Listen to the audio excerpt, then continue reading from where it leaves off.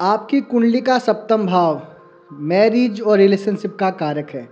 अगर इस भाव में शुक्र या गुरु जैसे शुभ ग्रह हैं तो यह संकेत है कि आपका विवाह लव मैरिज में ही कन्वर्ट होगा और वह रिश्ता भी खुशियाँ लेकर आएगा। अगर आपका सप्तम भाव में शुभ ग्रह है तो प्रेम के विवाह के योग बहुत मजबूत हो जाते हैं। आइए आज जानेंगे प्रेम विवाह के आपकी कुंडली में योग है या नहीं है।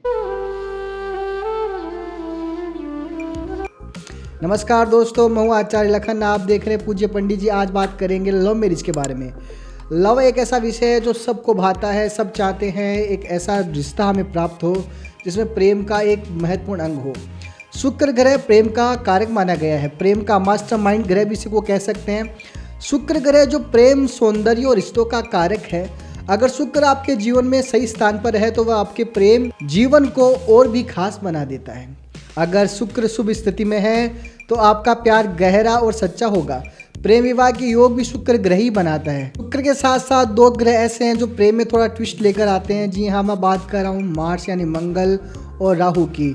मंगल और राहु जब भी आपके प्रेम जीवन में प्रवेश करते हैं तो कभी कभी रिश्तों में तनाव या चुनौतियां पैदा कर सकते हैं, लेकिन यही इनकी शक्ति भी अगर ये स्ट्रोंग रहते हैं तो आप प्रेम विवाह में जीत अवश्य प्राप्त करते हैं।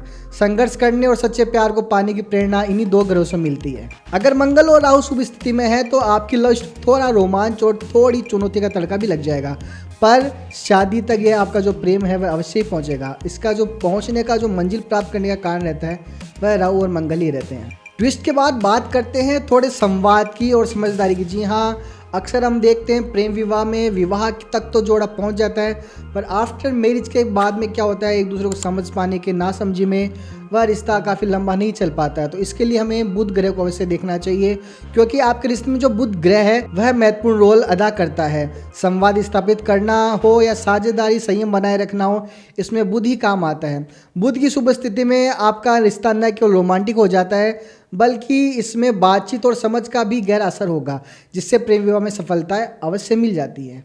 अब बात कर लेते हैं पंचम भाव की, यानी रोमांस वाले भाव की। जी हाँ, जो पंचम भाव है वही रोमांस या सच्चे प्यार से जुड़ा हुआ रहता है। यदि इस भाव में शुक्र या गुरु जैसे ग्रह हैं तो यह प्रेम विवाह के रास्ते में आपके लिए दरवाजे खोल देता है। पंचम भाव में शुभ ग्रहों से आपका प्रेम का जीवन न केवल रोमांटिक होता है बल्कि विवाह के रास्ते भी सफलताएं अपने आप मिलने लग जाती है। ये तो बात हुई शादी प्रेम विवाह के योगों की, पर वो प्रेम विवाह होगा कब, अक्सर ये क्वेश्चन हमेशा रहता है। तो उसके लिए हमें देखनी पड़ती है दशाएं। जी हाँ, दशा और अंतरदशा का भी लव मैरिज में काफ़ी गहरा संबंध होता है, प्रभाव होता है। जब आपके शुभ ग्रहों की दशा सही हो तो ही आपका प्यार जल्दी प्रेम विवाह की ओर बढ़ पाता है। आप अपने ग्रहों की सही दशाएं जानकर भी सही समय पर लव मैरिज करने का फैसला ले सकते हैं, जिससे से आपका जो लव मैरिज का जो फैसला है वह बिल्कुल पिन पॉइंट सही साबित होता है। इसलिए दशाओं का जानना भी काफ़ी आवश्यक है। तो दोस्तों, आपने जाना कि प्रेम विवाह के लिए शुक्र का, पंचम भाव का, बुध का सही होने के साथ साथ ही आपकी सही ग्रहों की, शुभ ग्रहों की दशाएं भी आपके अनुकूल होना काफ़ी आवश्यक है। प्यार और प्रेम विवाह के रास्ते का साफ करने के लिए ये काफ़ी महत्वपूर्ण अंग होते हैं। सही समय पर सही ग्रहों का प्रभाव आपके जीवन में रोमांस और सफलता को लेकर आएगा। आपकी कुंडली में भी प्रेम विवाह के योग है या नहीं है, कैसा आपका लव पार्टनर रहने वाला है, आपका लव साइन क्या हो सकता है, ये सभी बातें जानने के लिए, अपनी कुंडली दिखाने के लिए आप हमें मैसेज कर सकते हैं, हमें इंस्टाग्राम पे फॉलो कर सकते हैं। वीडियो में दी गई जानकारी महत्वपूर्ण है, इसलिए इसको अपने लव पार्टनर के साथ शेयर अवश्य कर दीजिएगा। चैनल को सब्सक्राइब कर लीजिएगा। धन्यवाद। पूज्य पंडित जी देख रहे हैं आप।